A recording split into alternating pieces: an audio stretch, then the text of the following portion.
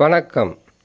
ரிஷபராசி ரோகிணி நட்சத்திர சனி பயிற்சி பலன்கள் 2025 முதல் 2027 வரை. வருகின்ற 29ஆம் தேதி மார்ச் மாதம் 2025இல் சனி பகவான் பெயர்ச்சி பெறுவார். சனி பகவான் பெயர்ச்சி பெற்று அமரக்கூடியது 11ஆம் ராசியில் அமருவது, அதாவது உபஜயஸ்தானம். உபஜயஸ்தானத்திற்கு உண்டான அர்த்தம் என்னன்னு கேட்டிங்களேனாக்கா, இரட்டிப்பான வருமானத்தை பெறுவது, இதனால் வரையில் இல்லாத வளர்ச்சி பாதையில் வாழ்க்கை என்பது செல்வது, தொட்டது துலங்குவது, கேட்டது கிடைப்பது, நினைத்ததை சாதித்து காட்டுவது. இத்தனையும் நடந்துடுமா? அவ்வளோ பெரிய நல்ல இடத்துக்கா சனி பகவான் வர்றாரான்னு கேட்டிங்கன்னாக்கா, கட்டாயமாக சனி பகவான் 11ஆம் ராசியில் அமரும்போது இப்படிப்பட்ட நற்செயல்களை செய்வார். சனி பகவானுக்கு மிகவும் உகந்த இடம் சொன்னால் அது 11ஆம் ராசியில் அமருவது தான். 30 ஆண்டுகளுக்கு ஒரு முறை 11ஆம் ராசியில் சனி பகவான் அமருவது என்பது ஒரு அதிர்ஷ்ட காலம், யோக காலம். இந்த காலகட்டத்தை வீணாக்காமல் வாழ்க்கையில் முன்னேற்றத்துக்காகவும் வருங்காலத்தில் உங்களுடைய வாழ்க்கைக்காக சேமிப்பதும், நல்ல தொழில் தொடங்குவதும், நல்ல வியாபாரத்தை உருவாக்குவதும், அல்லது உங்களுடைய எதிர்காலத்திற்காக பல திட்டங்களை தீட்டி அதில் நீங்கள் வெற்றி பெறுவதற்குண்டான வழியாக நினைத்து கடுமையாக உழைக்கணும். ஏன்னு கேட்டிங்கன்னாக்கா, ரோகிணி நட்சத்திரம் சந்திரனின் ஆதிக்கம் நிறைந்த நட்சத்திரம். ரோகிணி நட்சத்திரத்தில் பிறந்த நீங்கள் எப்பொழுதுமே உண்மையும் மென்மையும் அன்பும் அறனும் பாசமும் நிறைந்த மனிதர்கள். இந்த உலகத்துக்கு இதெல்லாம் தேவையில்லை. உங்கள்கிட்ட என்ன திறமை இருக்குது, உங்கள்கிட்ட எவ்வளவு பணம் இருக்குது, உங்கள்கிட்ட கேட்டிங்கன்னாக்கா எனக்கு ஏதாச்சும் உதவி செய்வீங்களா அப்படி என்று ஒவ்வொரு நாளும் எதிர்பார்த்து காத்து கொண்டு இருக்கக்கூடிய மனிதர்களுக்கு நடுவில் அன்பு பாசமெல்லாம் எந்த வகையிலும் பயன்படாது. அதற்கு உதாரணமாக குரு பகவான் 12ஆம் ராசியிலிருந்து விரயங்களை கொடுத்தார். ஜென்ம ராசியிலிருந்து உங்களுக்கு வனவாசங்களை கொடுத்து கொண்டு இருக்கின்றார். சனி பகவான் 10ஆம் இடத்தில் இருந்து கொண்டு ஒவ்வொரு நாளுமே செய்கிற தொழிலில், குடும்பத்தில், வாழ்க்கையில் உங்களுக்கு பல வகையான பிரச்சனைகளை கொடுத்தார். ஏன்? கடனாளிகளாக இருக்கலாம், நோயாளிகளாக இருக்கலாம், பல வகையில் வெற்றி பெற முடியாமல் தவித்து கொண்டு இருக்கலாம், கஷ்டப்பட்டு கொண்டு இருக்கலாம், செயல்படுத்த முடியாத தன்மையில் இருக்கலாம். இதுக்கெல்லாம் காரணம் என்ன? கிரகங்கள். குரு பகவான் பாதகமாக இருக்கிறார். சனி பகவானும் 10ஆம் இடத்தில் இருக்கும்போது தொழிலில் உங்களை கசக்கி பிழிஞ்சு எடுப்பாங்க. எத்தனை தொழில் செய்தாலும் வெற்றி என்பது உங்களுடைய எதிர்பார்ப்புக்கு தக்கவாறு இருக்காது.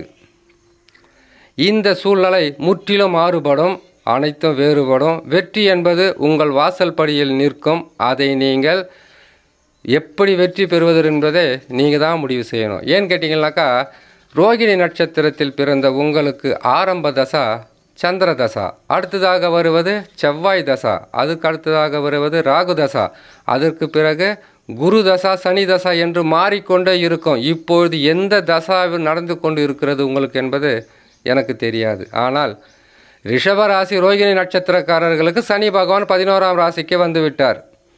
இதனால் உங்களுக்கு வளர்ச்சி உண்டு, உங்களுடைய வாழ்க்கையில் முன்னேற்றம் இருக்கும். இதனால் வரையில் தோல்விகளை சந்தித்து வந்த நீங்கள் வெற்றிகளை சந்திப்பதற்குண்டான வழி பிறந்திருக்குன்னு சொல்லலாம். 30 ஆண்டு காலங்கள் நல்லா வாழ்ந்தவங்களும் இல்லை, 30 ஆண்டு காலங்கள் தாழ்ந்தவங்களும் இல்லைன்னு சொல்கிறது சனி பகவானை மையமாக வைத்துத்தான் அனைத்து ஜோதிடர்களும் முன்னோர்களும் சொல்லக்கூடிய கருத்து. அந்த வகையில் இந்த காலகட்டம் என்பது ரோகிணி நட்சத்திரக்காரர்களுக்கு மிகவும் அதிர்ஷ்டம் வாய்ந்த காலமாகவும் அதிர்ஷ்டங்கள் நிறைந்த காலகட்டமாகவும் நிச்சயமாக இருக்கும். இதில் உங்களுடைய சொந்த ஜாதகத்தில் நடக்கக்கூடிய தசாவாகப்பட்டது கொஞ்சம் ஒத்துழைத்தால் போதும், நீங்கள் இதுநாள் வரையில் பட்டு வந்த கஷ்ட நஷ்டங்களுக்கெல்லாம் அதிகப்படியான லாபங்களை சந்தித்து வாழ்க்கையில் வெற்றி பெறுவதற்குண்டான வழியாக இருக்கும். ரோகிணி நட்சத்திரக்காரர்கள் எப்பொழுதுமே அடுத்தவங்களை நம்பியெல்லாம் வாழக்கூடாது. ரோகிணி நட்சத்திரம்னு கிடையாது, ரிஷபராசியே அப்படி தான். ஏன்னு கேட்டிங்கனாக்கா, உங்களுடைய அறிவு மற்றவர்கள் திருடப்படுவார்கள். உங்களுடைய திறமைகளை பயன்படுத்தி கொண்டு உங்களை உதாசனப்படுத்துவார்கள். இந்த ரிஷபராசிக்காரர்கள் யாரையும் எதையும் எதிர்பார்த்து நன்மையை செய்கிற பழக்கம் கிடையாது. நல்லவங்களோ கெட்டவங்களோ உதவி செய்யலாமே, பார்த்துக்கலாம் அப்படின்னு நினைக்கக்கூடிய ஒரு நல்ல மனசு. நல்லவங்களை இந்த நாட்டில் வாழ விடுவாங்க? வாழ விட மாட்டாங்க. ஆகையால் உங்களுடைய திறமைகளும் உங்களுடைய அறிவாற்றலும் அது நீங்களாகவே பயன்படுத்தி வெற்றி பெற மாதிரி போயிடுங்க. நீங்கள் மற்றவங்கள நம்பி வாழ்ந்தீங்கன்னாக்கா கடைசியில் உங்களுக்கு அவங்களால நம்பிக்கை ஏமாற்றங்களும் துரோகங்களும் செய்வாங்க. அது எந்த உறவாக இருந்தாலும். ஏன்னாக்கா ரிஷபராசியில் சந்திர பகவான் உச்சம் பெறுவார், சுக்கிர பகவான் ஆட்சி அமைப்பார். மற்ற பாவ கிரகங்கள் ஆட்சி உச்சம் இல்லாததுனால நீங்கள் எளிதில் ஏமாற்றப்படுவீர்கள்.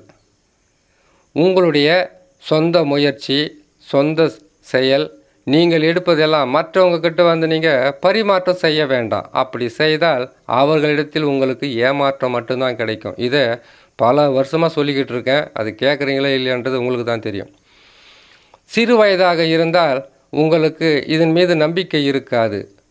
குடும்ப தலைவனாகவோ குடும்ப தலைவியாகவோ அல்லது தொழில் செய்பவர்களாகவோ வியாபாரம் செய்பவர்களாகவோ இருந்தால் இதனுடைய உள்ள அர்த்தம் என்ன என்பது கட்டாயமாக உங்களுக்கு புரியும்.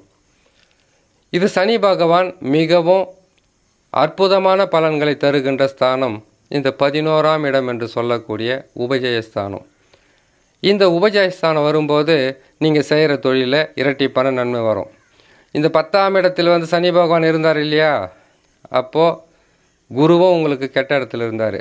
இந்த நேரத்தில் கணவன் மனைவி ஒற்றுமை இருந்திருக்காது, செய்கிற தொழிலில் லாபங்கள் அதிகரிச்சிருக்காது. ஏன், செய்கிற தொழிலை விட்டுட்டு கூட வேறு தொழில் கூட போயிருக்கலாம். இல்லை செய்கிற தொழிலே உங்களுக்கு வருமானம் வந்தாலும் வராக்கட்டியும் வேறு எங்கே தான் போகிறதுன்றத மனம் விருப்பம் இல்லாமல் அந்த தொழிலை செஞ்சுக்கிட்டு இருக்கலாம். ஆனால் இப்பொழுது அந்த சூழ்நிலையாக இருக்காது. நீங்கள் எடுக்கின்ற முயற்சிகளில் உங்களுக்கு சாதகமாகவும் லாபகரமாகவும் பல வகையிலும் உங்களுக்கு உதவி செய்கின்ற உதவிக்கரங்களும் இப்பொழுது வரும். நல்ல நேரத்தில்னாக எல்லாமே தான் வருவாங்க. ஆனால் கெட்ட நேரத்தில் கூட இருக்கிறவங்க தானே கடைசி வரைக்கும் கூட இருப்பதற்குண்டான தகுதி பெற்றவர்களாக இருப்பார்கள். அதை நீங்கள் தான் உணரணும். நீங்கள் மட்டும் இல்லை, 12 ராசிக்காரங்களும் வரும். ஏன்னு கேட்டீங்கன்னாக்கா, நல்ல நேரத்தில் எல்லாமே நல்லவங்க தான்ப்பா. கெட்ட நேரத்துலையும் கஷ்டமான நேரத்துலையும் துன்பம் வரும்போதும் வேதனைகள் வரும்போதும் கூட இருந்து நானும் இருக்கிறேன் என்று சொல்கிறாங்க பார்த்தீங்களா, அதுதான் உண்மையான நட்பு, பாசம், உறவு எல்லாமே. அந்த வகையில் இந்த ரிஷபராசி ரோகிணி நட்சத்திரக்காரர்களுக்கு சனி பகவான் 11ஆம் இடத்தில் வரும் காலம். குரு பகவான் 2ஆம் ராசிக்கு போய் தனஸ்தானம், குடும்பஸ்தானம், வாக்குஸ்தானத்தை உங்களுக்கு உயர்த்தி விட்டு விடுவார். அப்படி கொடுக்கும்போது இந்த ரோகிணி நட்சத்திரக்காரர்கள் உங்களுடைய வாழ்க்கைக்கு தேவையான அளவுக்கு கடனையும் அடைத்துவிட்டு பிரச்சனைகளையும் முடிச்சுட்டு சுதந்திரமாக மனிதனாக வாழ்வதற்குண்டான வழியை தேடுங்க.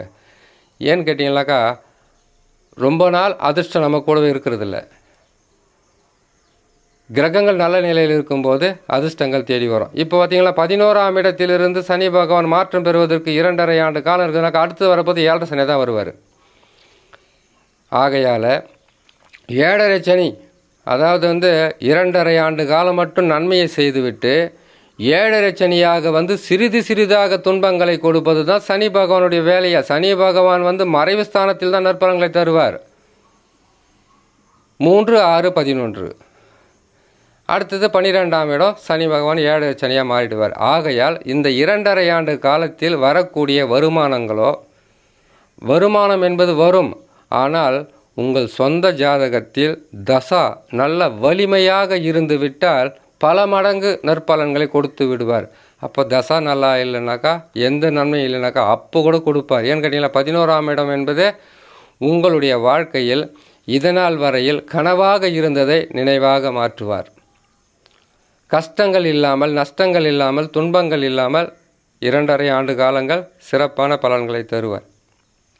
தசா நல்ல நிலையில் இருந்துவிட்டால் பல மடங்கு முன்னேற்றங்கள் என்பது கட்டாயமாக ரோகிணி நட்சத்திரக்காரர்களுக்கு கிடைக்கும்.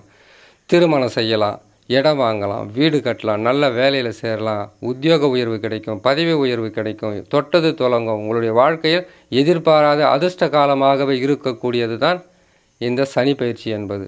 இந்த காலகட்டத்தை வீணாக்காமல் உங்களுடைய வருங்காலத்திற்காக சேமித்து வைப்பதும் உங்களை பாதுகாப்பு செய்வதும் உங்களுடைய கடமையாகவே இருக்கும் என்று சொல்லி இன்னொரு நல்ல பதிவில் உங்களை நான் சந்திக்கிறேன். நன்றி, வணக்கம்.